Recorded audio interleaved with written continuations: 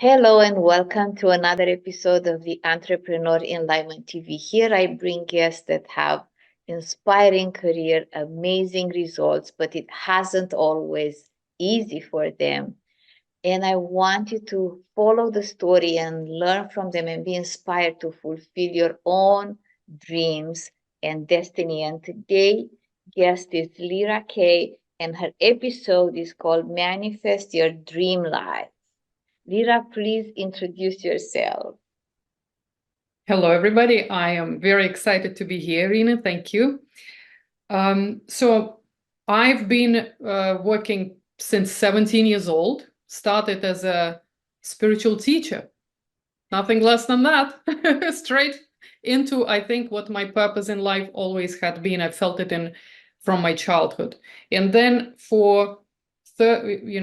from 17, did my first workshop, and for 35 something years, I've been basically doing the same exact thing, and I've been doing it through art. So I've done all different type of art, painting. This is very old painting behind me, the books right now that I'm writing and publishing, but also, of course, having a coaching business in between that, curating a lot of artists, a lot of creatives, training a lot of amazing transformational coaches and CEOs, and of course, doing my own personal growth through all of this, having 5 children, living in 5 different countries, traveling, living my dream life, actually. So, yes. And you're in Hawaii now. I don't know if you noticed that I wear something appropriate to match you. And just like my painting. And I actually went to my garden and picked up some leaves for you because I love it. I'm all surrounded by leaves and the ocean is right there. It is, like I told you, literally is my dream life. So yes, and that's exactly where I want to start it. So the episode is called Manifest Your Dream Life, and you always you're a visionary. That's how I got to know you when we connected. You're a visionary, you see the future. And my curiosity is always like, where does it start? Like, how young were you when you had the first vision? And then, like, what was next after that? So very, very young. I mean, as a baby. So first visions as a baby, at least when I was probably 2, I remember some visions.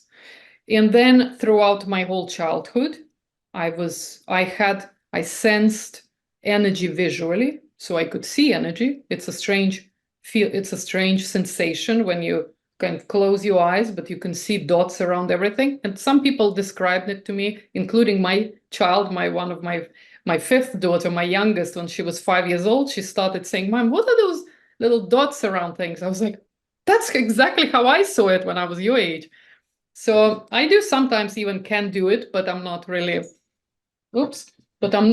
trying to. So, but visions, I was always very visual. So dreams, when I was younger, I could sense light around me. I was very attuned to people. When I was seeing people, I would always had that strange sort of feeling that, oh, I know what it's about.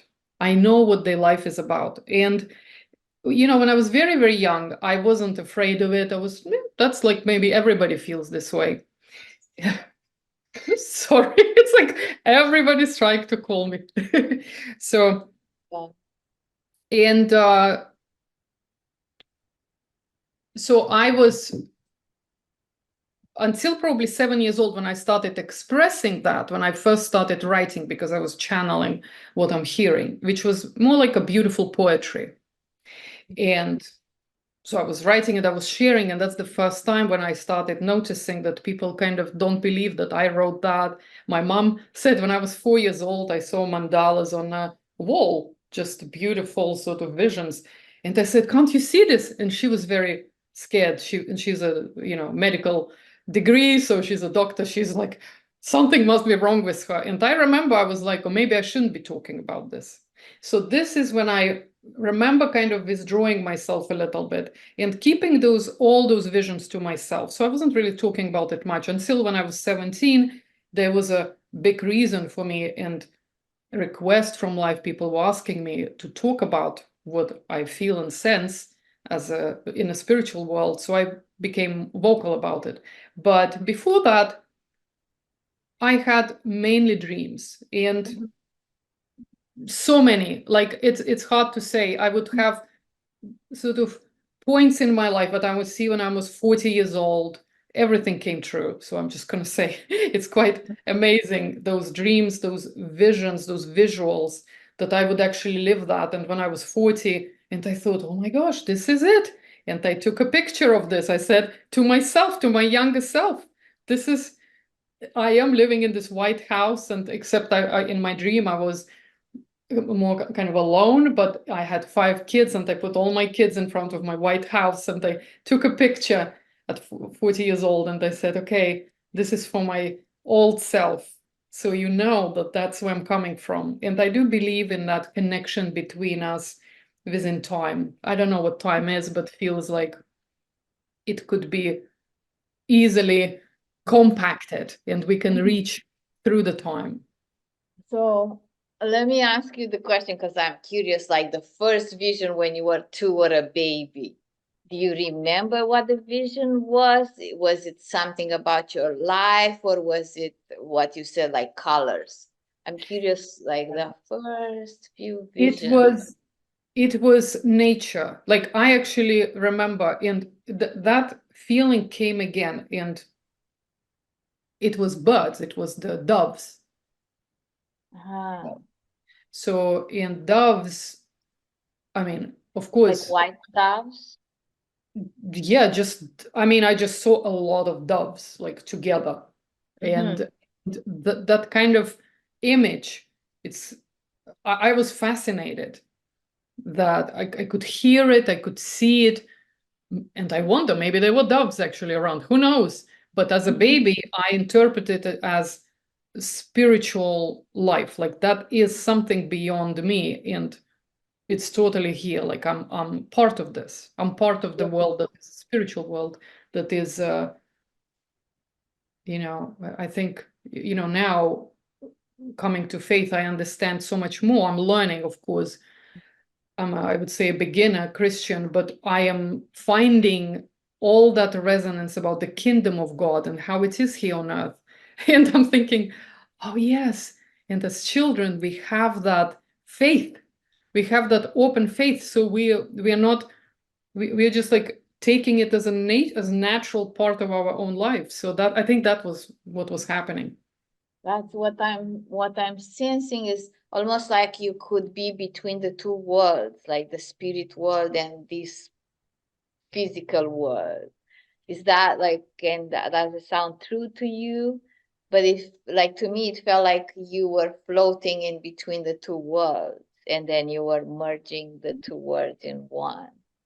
I would say that maybe not that I am floating, but that I am aware of spiritual world. Like I don't think there's any different dimensions or worlds. I think this is it. This is what we've got. But our world is just as spiritual as it is material.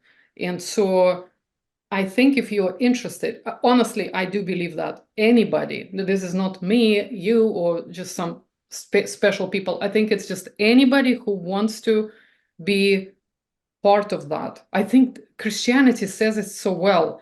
Just believe. You believe in me, then you have me. You don't believe in me, then sorry, then Yes, you just live in a material world.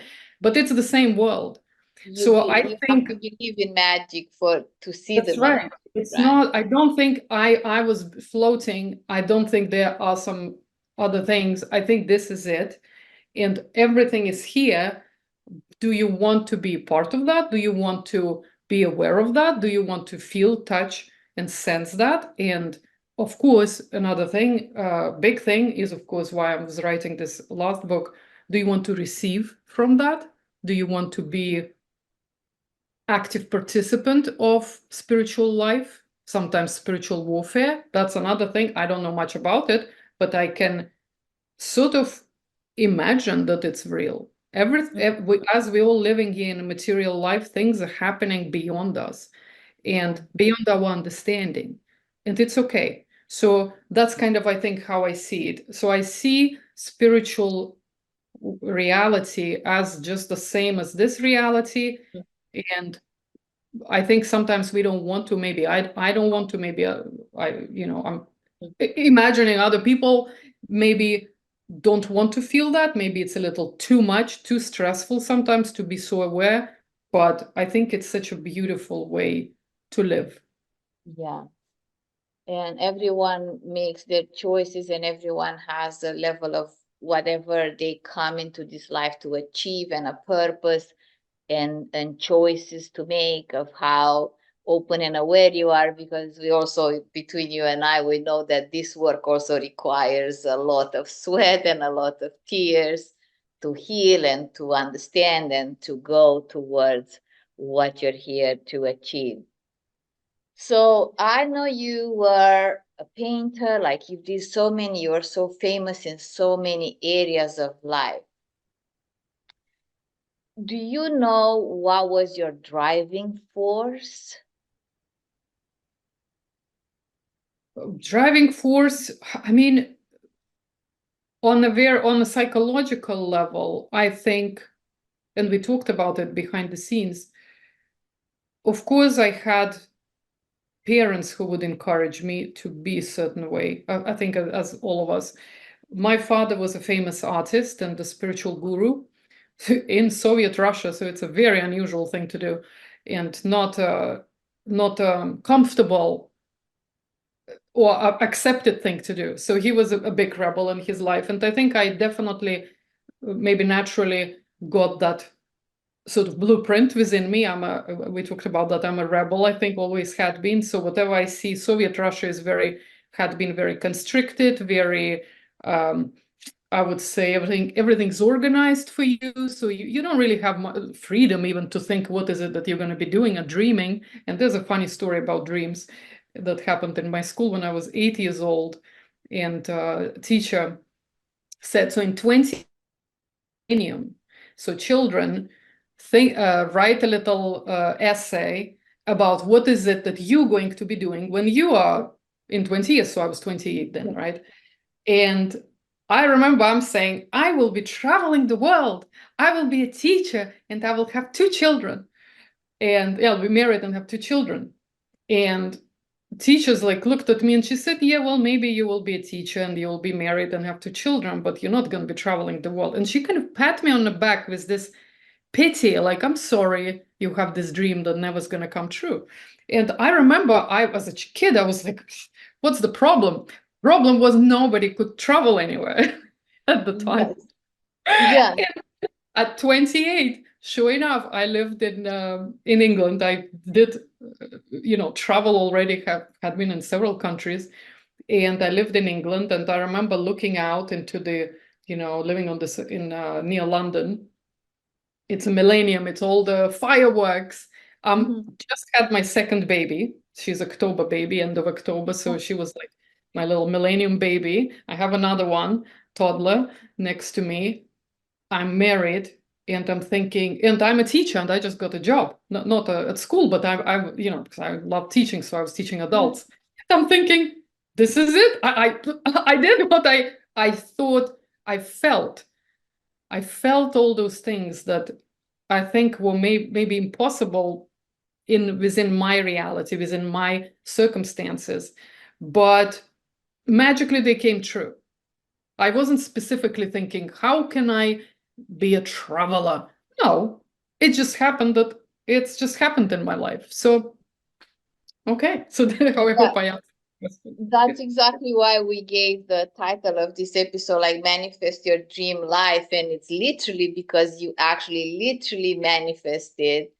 And it's a beautiful story. And I know I grew up in Romania, which was communist. And in my journal, I found a journal entry that I'm going to go to Canada. I'm in Canada now. So it's like, and I was a teenager and it was communist, and it was like, where Canada, like where from all the countries in the world, I came up with Canada.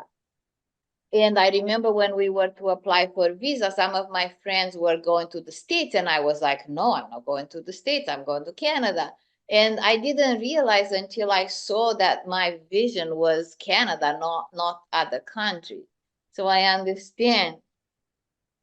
I want to ask you, because also the title of the show came from your book, and I see you have it behind the view, something with the big vision and manifesting your dreams.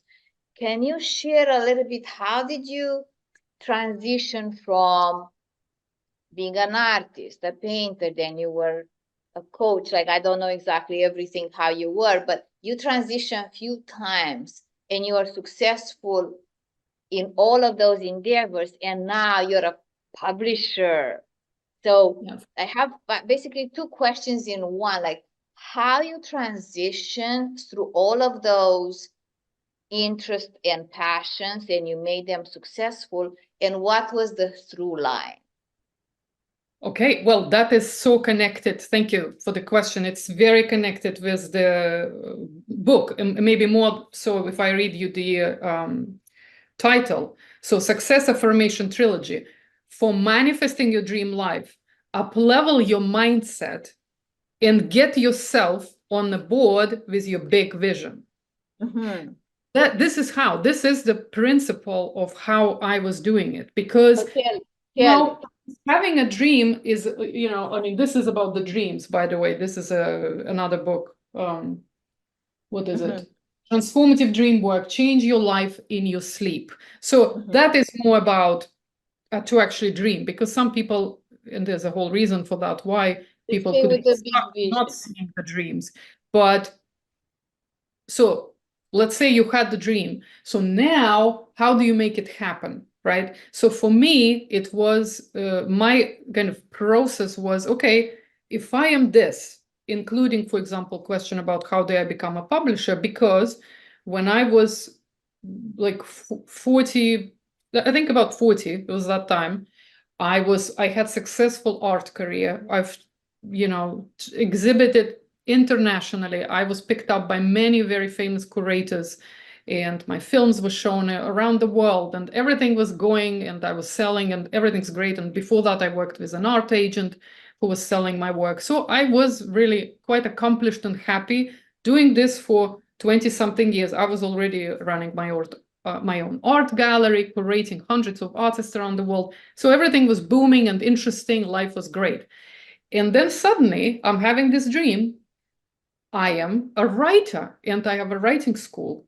I'm a publisher, and I live in this blue house on the beach, and there are flowers on the beach, and I've never seen anything like that. So of course now I live on the beach, and there is a beach with those bushes and flowers. And I'm thinking this is just in Hawaii it happens. Like I've not seen that anywhere else.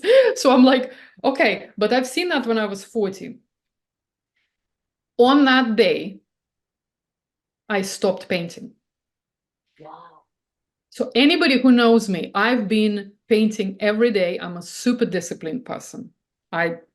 This is practice. I painted every day since I was probably 12 years old. So now, 40 years old, I have studio with all my stuff there, and I literally just had a big exhibition, sold some paintings, and I'm thinking, but I am a writer. That's it. So this is how. So what does it take? It takes a huge amount of faith, because life delivered to me so many times. So I knew like it's gonna happen. Like of course this is it. Like I'm that. But I have to start. And English is not my first language, not even second. So I was like, okay, somehow I have to manage to write in English. And I could always speak, I learned how to speak, but I could never write. My grammar was terrible. Like I could not spell. I mean, I probably now can't spell, but luckily it's all those Grammarly and all those softwares out there that you can use, and editors and etc. But at the time, I just had to become a different person, which is, get on board with your vision. So what is your vision? So instead of thinking it over, planning, how am I don't know how. I am a writer today. I was an artist, now I'm a writer. So what do writers do? They write. So I started writing. And then, of course, I had to learn. I went to courses. I went to the libraries. I used to take, it's crazy. I'm a like overachiever in everything. So I was taking 20 books I'm trying to say per day. Maybe I went to the library 4 times per week, and I was just with piles of books in and out, and I was just studying and reading and learning structure, everything. And so I was just filling up, filling up, filling up. And I've started writing. And because I had already that attitude of that it's not just for me, I'm not writing there to indulge, I'm writing for people, just like I was painting for people or doing workshops for people or doing anything. So I had that attitude that it needs to be shown. So it is a very funny story how I was in Boston, and I went to Boston, found some open mic for writers and went there, and I wrote my short story. And I remember I was so scared. My voice was like trembling. My knees were. I was like completely like shaking out of like excitement and fear and everything. And I was reading this short story, like looking into my piece of paper, like da, da, da, da, da, da. And I don't know how I managed to read through this half a page.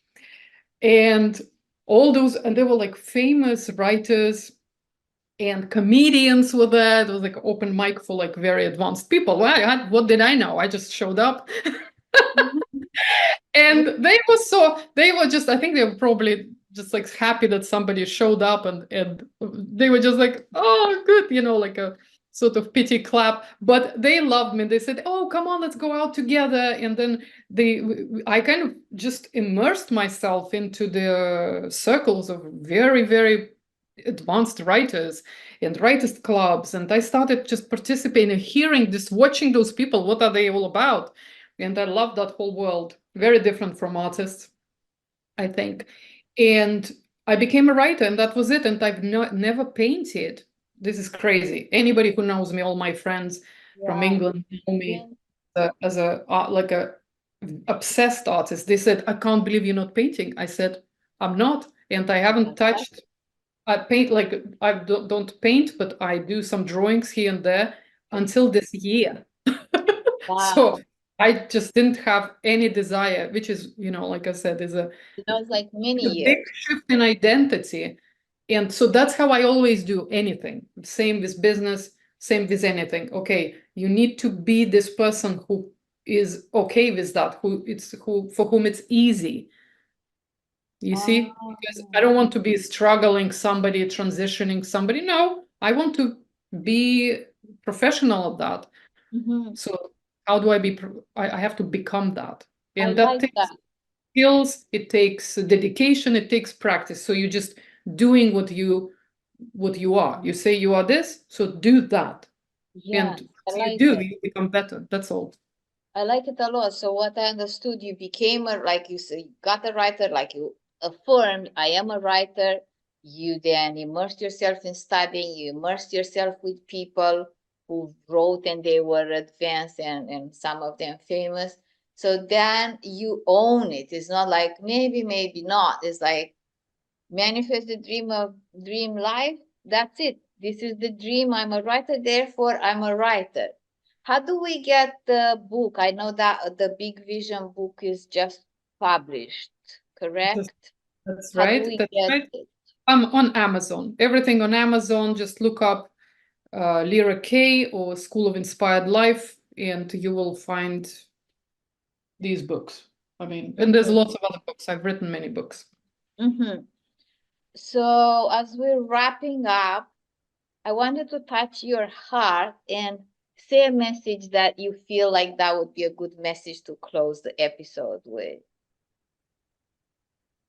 Well, my message is something that helps me all the time, and I think that's how I'm here. This is how I have that energy, drive, courage to speak at all, is through faith. This is it. I think this is so significant in my life. And I think if I'm writing anything, it's kind of back engineer, what is it? Reverse engineering that. Like, how did you do that? Oh, I had faith. As a kid, I had faith. I've seen it. It's very hard to unsee your future when you see it, right? You just believe, well, that's it. Like, I'm already that, so I know what it looks like. So I'm just now doing. But without faith is hard. So find faith. If you want a process, because it's a process, I've developed the process through working with, thousands of people. I've figured out the way. Yes, you can have faith if it's hard for psychological reasons. We can go deep and talk about it another time, but partially the actual process is in a book, but without like long scientific explanation of it. But there is a way. That's what I want to tell you. So if you wonder, if you're looking at somebody and you heard about maybe law of attraction, maybe you heard about pray to God and he will give you stuff, and you're like, I just don't get it. Like how? I wish I had faith like you. I mean, this is what I'm hearing all the time. And I'm telling you, yes, you can. You can have it through supernatural, of course, supernatural God coming into your life and creating this, like it happened for me. Or you can recreate it from psychological point of view and understand what prevents you from having faith. Why is it such a block around? I'll tell you now about your father. What is happening with you that you have such a resentment and rebellious attitude towards authority, the highest authority there is, and you want to solve that from a therapeutic point of view. And as you do, you will start seeing faith becoming a natural part of your life. And as you do, as you have faith, then everything is possible, because that is what God had promised to us, and it's happening. Yes, and that's how we can manifest the life of our dreams, or the dream life, or the life you dreamed about. This was such an inspiring episode. I love how Lira, that had so many careers that were very successful, explain how when you have the vision, you become it. And then, of course, it has to manifest. The White House, the Blue House, whatever house, flowers on the beach, you can do it too. This is a process. Go and find her book on Amazon. This is a process that she laid out for everyone who is interested in manifesting the dream life. I hope to see you in the next episode. Thank you for watching.